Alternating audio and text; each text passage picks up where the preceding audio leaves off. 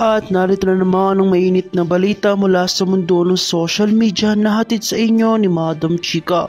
Isang malaking isyong uminit ngayon sa politika ng bansa kung saan ang mayor ng Baguio City na si Mayor Benjamin Magalong ay hinamon si Martin Romualdez, ang Speaker ng House of Representatives, matapos ang isang controversial na pahayag na itinuring niyang kabalastugan.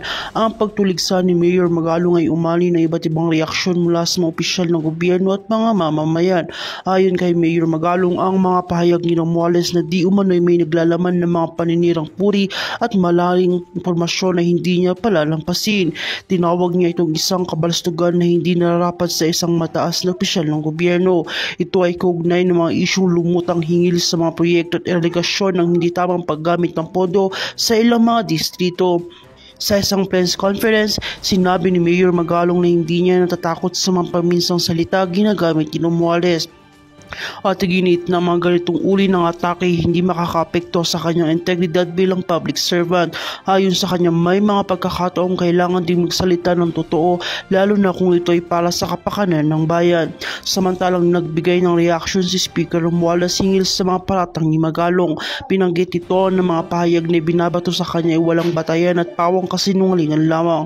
Sa isang pahayag, inakusahan ni Romualdez si Magalong ng paggamit ng isyu para sa pansariling interes at papalakas ng imahe sa publiko. Sa kabila ng matinding alitan sa pagitan ng dalawang politiko, nagsimula ng magbigay ang ilang mga grupo ng suporta kay Mayor Magalong, habang may mga kritiko naman nag-aakusa kay Romualdez ng hindi pagiging tapat sa mga usapin ng transparency sa gobyerno. Tinutukan ngayon ng publiko magiging susunod na hakbang mga ito sa mga isyong ikinakabit sa kanilang pangalan. Patuloy ang investigasyon at ang mga susunod na hakbang ng bawat campus sa isyong ito. Hanggang sa susunod na update, manatiling nakatutok sa aming channel at huwag kalimutang mag-like, share and subscribe para update ka sa mga panibago naming balita.